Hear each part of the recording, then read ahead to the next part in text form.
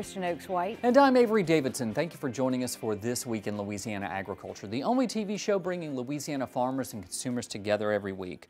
Sugarcane harvest is well underway. After a wet start, the last couple of weeks of dry weather has helped farmers and mills get going. TWILA's Nima Lawson travels back to the Lasuka Mill in St. Martinville to find out if they got their summer work done in time to grind. The steam is blowing here at the Lasuka Mill. That means these trucks rolling in from the fields can keep rolling. You might remember we were here last year to see this mill in pieces, both for maintenance and to finish a new line of mills. Well, everything's back together, and as you can see, the new mills are grinding. Maintenance season this year was a little more normal than it's been the past few years for us because we had a lot of our new projects kind of tapering off, so we were really able to do everything we needed to, and repair and maintenance season went well. Manager John Hebert says the new capacity is not only faster, but might help reduce the grinding season. Welcome news after last year's 130-day season. Before the new mill addition, we had a maximum grinding capacity of around 15,000 tons was the best we could do in any single day, which equates to about a 13,700 ton annual capacity. With the new mill in place, we believe we can grind as much as close to 19,500 tons on a single day, which equates to about a 16,500 ton annual capacity per day. There's more good news, but this time from the field. Hebert says the tonnage is up and the sugar content might be a new record. We believe that our tonnage is going to be somewhere around our average mark. But the sugar is the highest that we've seen since I don't remember. I mean, the sugar is remarkable. With prices at 37 cents a pound, it's a good thing for mills and growers alike. Hebert says the only thing that's keeping them from grinding more is the shortages in supply affecting everyone right now. We're definitely still seeing some issues with the supply chain on a lot of the components that we have, but we aren't seeing quite as many personnel issues, and pricing has gone up on a lot of equipment, but fortunately we're not in a mode right now where we're adding a whole lot of stuff. And as long as the weather holds out, it could be a banner year all around, keeping mills like this blowing and going. Reporting from St. Martinville, I'm Nima Lawson.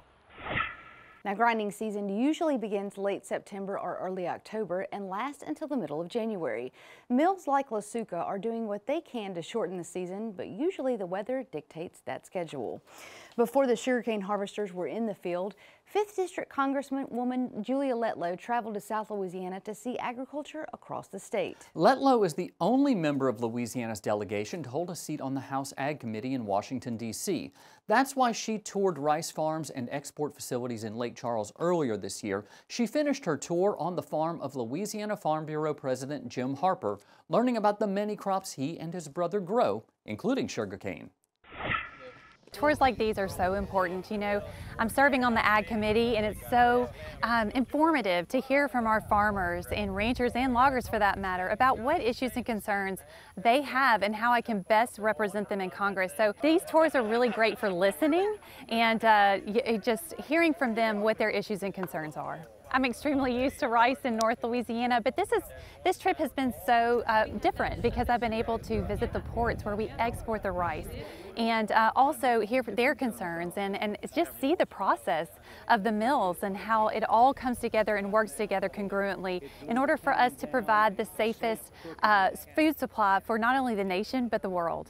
Sugarcane is new to me, and we are so glad it's here in the 5th District, and I'm learning from these farmers about how important it is to grow in Louisiana and how it's a vital part of the ag community in Louisiana. So it's exciting to learn something that I'm not necessarily familiar with. I am so thankful to Farm Bureau.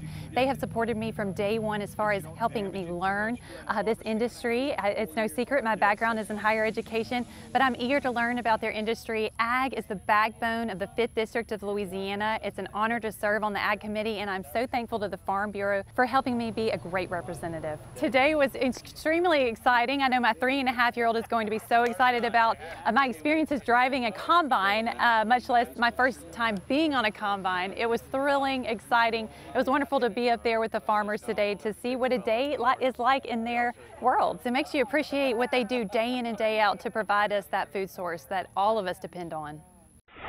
Congresswoman Letlow says these kinds of tours are extremely helpful in hearing from the farmers and ranchers she represents both in her district and across the state.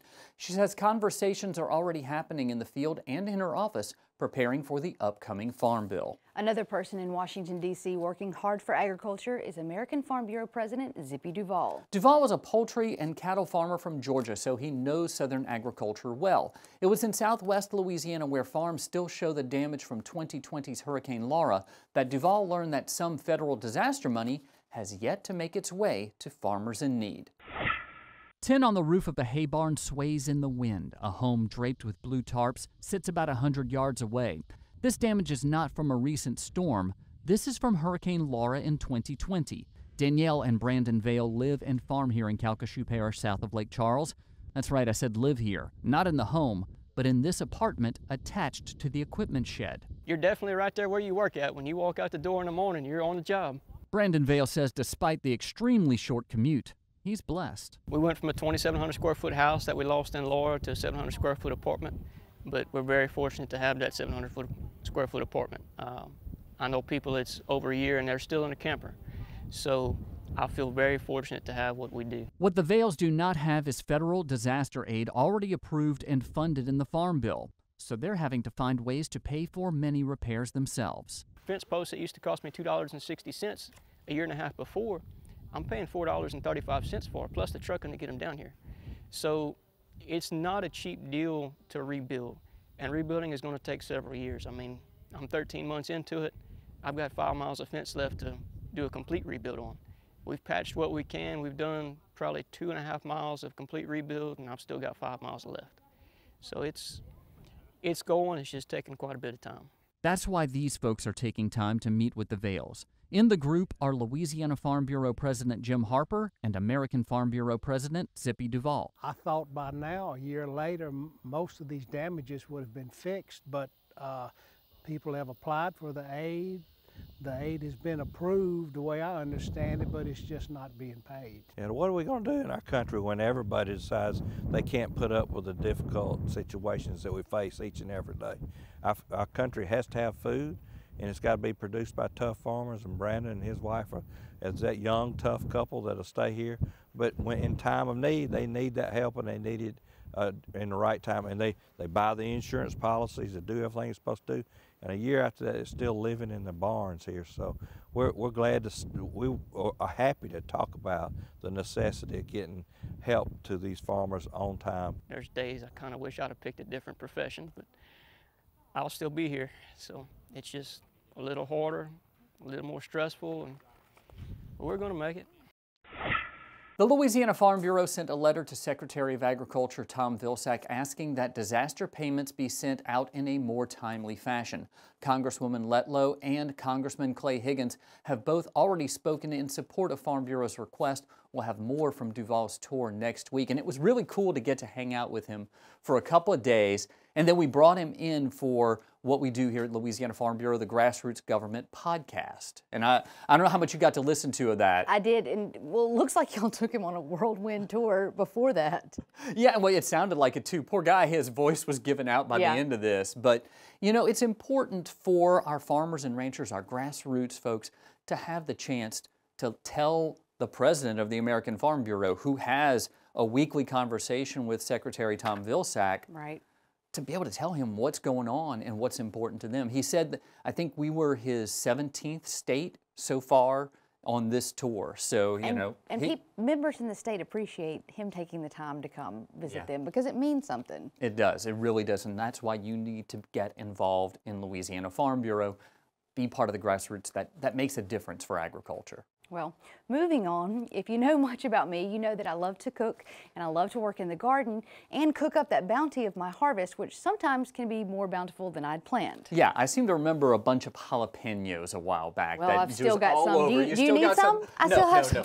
No, I'm jalapenoed out, thanks. The garden is also a perfect place to introduce children to fresh food and the farmers who grow our food. TWILA's Carl Wiggers takes us to Monroe, Louisiana to see how the Northeast Louisiana Children's Coalition is bringing the farm to the classroom. Gloves are on, spade in hand, lettuce to plant. Class is in session here at the Northeast Louisiana Children's Coalition Demonstration Garden, where young children can learn where their food comes from.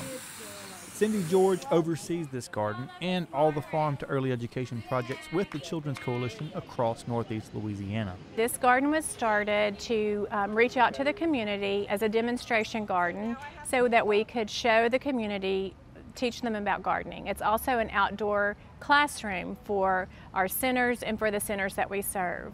This is part of that outdoor classroom where these pre-K students can water plants, play with pumpkins, and learn about their food. George says it's all about exposing these kids to new things. Exposures. That doesn't mean I'm putting it on a spoon and trying to put it in your mouth. It means, hey, look at this. This is a cucumber. It grows out of the garden. What color is it? Letting them touch it, reading books about it, seeing it on the plate. So those are just continuous. It's over time, and it's a building process. Oh, all those vegetables. Many of the kids live in a community where they don't have access to anything outside. So giving them that opportunity to get outside in a safe place, to dig in the soil, to see how things grow, the life cycle of a plant, that's a great opportunity. The program focuses on nutrition education, hands-on gardening, and connecting with the farmers who grow our food. We have books that we use to show the kids where our food comes from. We have some farmers in our community that I'm reaching out to try to get them involved in our Super Saturday in our Little Gardener program. It's a way to show children. We have farmers still. It's not something from the past. Farmers are still working, and we're so thankful for what they do to help us have a healthy life. The Northeast Louisiana Children's Coalition hosts a monthly event at the garden every third Saturday of the month. To learn more about the Northeast Louisiana Children's Coalition or to find out more Ag in the Classroom resources, go to our website at twilatv.org. Still to come on TWILA, we head out to the corn maze at LSU AgCenter's Burden Gardens for a fun time in the field. Then we'll feast on a perfect dish for fall in the kitchen at Houmas House. A brand new Field to Feast is up next.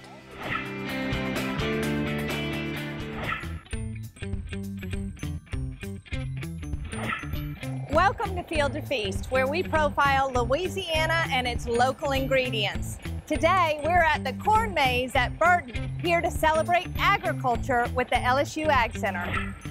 Field to Feast with Jennifer Finley is brought to you by the Louisiana Crawfish Promotion and Research Board, Louisiana Crawfish, ask before you eat, and by the Louisiana Beef Industry Council, beef, it's what's for dinner, and by the Louisiana Rice Promotion Board, think rice.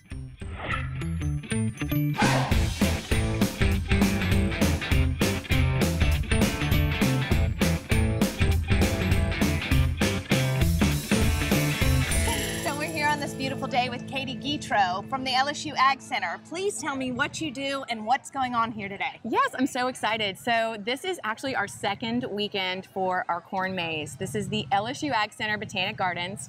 We do this every single year, and this is year number 11. It's very exciting. And this right here, we're in one of our many features, which is our animal farm. We have the most amazing animals in here, some things you don't see at the zoo even. This is more of a farm-based animal petting zoo. So you have the llamas and the alpacas. And alpacas. Today we have a horse, which is actually the first time we've had a horse here, so I'm super excited. And then we have bunnies, and then we have obviously dogs, sheepdogs. And then a few other really fun things, but that's just in this one area because this whole event is about kids and families, and maybe you're not into animals, but that's okay because we have so many other options for you. It's about connecting agriculture. Correct. So talk to me about the agriculture side of this event. Yes, so we have our corn maze every year. This is about 5 acres in all, but we connect people by teaching them, one, about corn production, which is actually one of the major production crops in Louisiana. Yes. Not just that, but we have other things. Like a couple of years ago, we had sweet potatoes. We like to introduce them, kind of sneak it in there, teaching them about the major crops in Louisiana. We also have hay out here. Some people don't even get to be in an area where they even produce hay. And it's like, they see it from a distance. And so we're connecting all of the different elements here. We have a hay mountain so they can climb. It's a play feature, but it's also ag-based. Talk to me a little bit about this year's corn harvest, because I know it was kind of tough with the rains. What's going on with that? Yeah, so we don't plant corn when they normally plant corn in Louisiana. Usually they're planting in the spring so they can harvest, late summer. We plant it in late summer so that it's still green for the corn maze. It looks better that way, and it's also safer that way because dry corn is a fire hazard. So we plant it late, and we hope that it doesn't get rained out. Well, this year it got flooded out. So it's a drowned out crop of corn.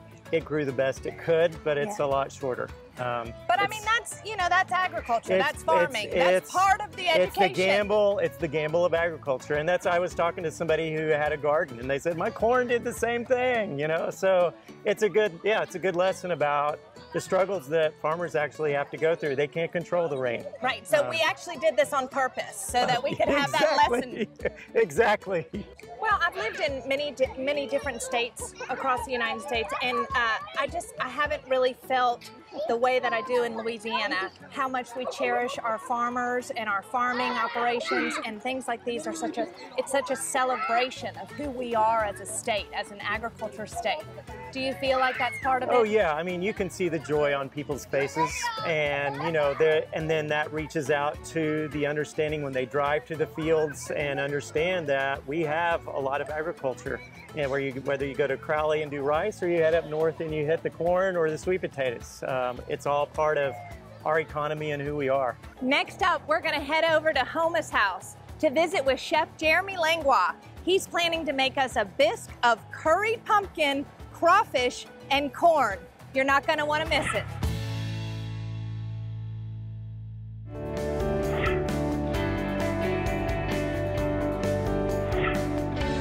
We're in the kitchen here at Houmas House and Gardens. This is in between New Orleans and Baton Rouge when you're looking to get here. And today we're with Chef Jeremy Langlois. He's going to make one of his signature dishes, one he's very well known for, and it is a bisque of curried pumpkin, crawfish, and corn. All right. Yay! I told you could do it. Tell us all about it. It definitely is a mouthful, but this soup, bisque of curried pumpkin, crawfish, and corn. It sounds better when you say it. No fun. I say it so fast. I'm so used to it. But it's one of these soups it's one of these dishes. Again, I created this dish when I was 23 years old. I'm 42 now. And it's one of these things that will never leave me. I had made it on a whim. And actually, maybe even as we get into it, I'll kind of talk about why I even maybe wouldn't think that now a 42-year-old Jeremy would even kind of have created this. Please jump in. I read an article about you, and it made me so happy because they asked you, Jeremy, what would your plan B be? And he goes, I never had a plan B. It was this. Well, and you know what I said? I said I would be no offense, but I would be an Uber driver because I literally don't know if I have any other skills other than cooking. It's just been such a huge part of my life. I started whenever I was 16 years old as a dishwasher, randomly enough working for Louisiana Chef John Foles, and I just took I never really cooked much of my life, but I just was absolutely fascinated by cooking, and I just kind of took to it, and I just absolutely love it. I love the restaurant industry. I love cooking for people. I love the art and craft of cooking. So yeah, and it's what I've done for the last 25 years. Any good dish in Louisiana, we start off with a nice hot black iron pot and a little bit of oil heated up. We're working over some medium-high heat. And I've gone ahead and started cooking down a little bit of our trinity, our onion, celery, and bell pepper. Okay. Now, Jennifer, I always start with... I always start with the onion, celery, bell pepper. Then, of course, you got to hit your garlic, but I always come back with my garlic just a fraction of a second later. And let me tell you why I do that. And that's because... It burns a little bit more? Exactly right. You must have a lot of experience. Well, doing this. I've been hanging out with you for a little bit now, and. But yeah, so once we got this cooked down, now we're gonna add our next ingredient, which is just a little bit of flour. And look, I'm not putting much. Boom, just a couple tablespoons in it. Okay. This is gonna act as a thickener. And it's kind of this is just a classic kind of blonde roux technique in French cooking. And all I'm looking to do is pick up that oil that I had in the bottom of the pan, and it will give a little bit of thickness and body whenever we start to add our liquid, which is what we're going to do now. Got it. What's next? All right, so what we're going to go to next is now I'm going to kind of switch over to my whisk, and I'm putting some scoops of, this is our canned pumpkin that we're putting in. Happy fall. We use unsweetened pumpkin, canned pumpkin and you can see it actually as we whisk it in, it adds a thickener. And then now we're going to start to add a little bit of this corn, and this is just corn. You know, use any corn you like. You know, if you can definitely get fresh corn, just put it right off the cob. Perfect. This is a soup very much based on its seasoning.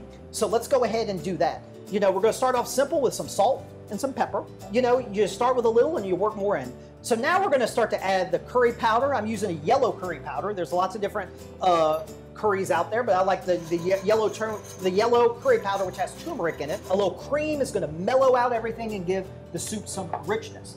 And then, of course, Louisiana being a sugar state, actually, we're going to put just a little bit of cane syrup in here, and this is going to add some sweetness, and it's going to balance out. We're going to taste it again in a second, and this is going to balance out all, look at that. This is going to balance out all those strong spices that we had earlier. So just to finish it up, we're going to add a little bit of parsley.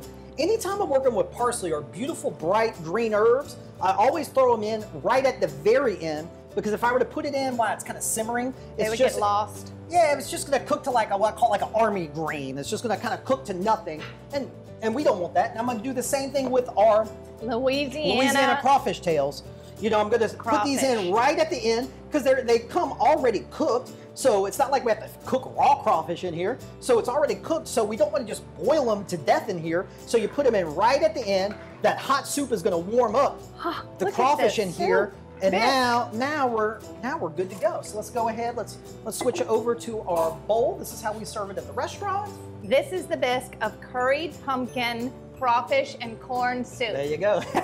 and this is it. You know, this was a soup that was on the opening of our Houmas House restaurant, Letlow, in 2005 when we opened up. It's never come off the menu. People would riot if we were to ever take it off the menu. It's been on the menu since day one. 20 years, this recipe, signature dish. This is great. We cannot wait to come back and see you again. And here you have it, everybody. Happy fall. Bon appetit. Field to Feast with Jennifer Finley was brought to you by the Louisiana Crawfish Promotion and Research Board, Louisiana Crawfish, ask before you eat, and by the Louisiana Beef Industry Council, beef, it's what's for dinner, and by the Louisiana Rice Promotion Board, think rice. In this week's TWILA Boost, we discovered a hidden gem right in our own backyard. Louisiana native Mike Roberts hosts a podcast and online video series called The Converse Cowboy. In his podcast series, Mike focuses on uncovering the mindset and psychology of some very successful people in all walks of life. You may have seen some of his motivational posts on social media featuring the Converse Cowboy and handwritten signs displaying some pretty profound messages for his followers. He also stresses the importance of mental health and taking care of yourself. The only thing that stays with us 24/7 is our mind, and it never shuts off, never stops running. So my opinion's like, why not focus on sharpening that tool as much as we can? You know, and that's the way I look at it, as a tool. And any tool can be used for good or bad, you know. If you don't know what you're doing with said tool, it can really cause some destruction, you know, but also at the same time, if you have the right tools, it can really expedite the process. We got to find a way to get him on the show other than just, you know, from stuff he posts. I know, and where I think he's from, guess? Let me guess. Calhoun? West Monroe. West Monroe. Close enough, close enough. I'll have to fact check that, but I'm pretty sure that's about where it is. So You're on a mission. I have to see if I can pull some strings. Well, that does it for this edition of TWILA. Be sure to join us next week when we'll show you more from American Farm Bureau President Zippy Duvall's trip to Louisiana. Until then, you can watch all of our stories online at twilatv.org, and be sure to like us on Facebook, follow us on Twitter and Instagram, and you can find all of these stories and more on our YouTube channel. Be sure to subscribe, turn on those notifications. For all of us here at TWILA, thanks for joining us. We hope to see you again right here next week.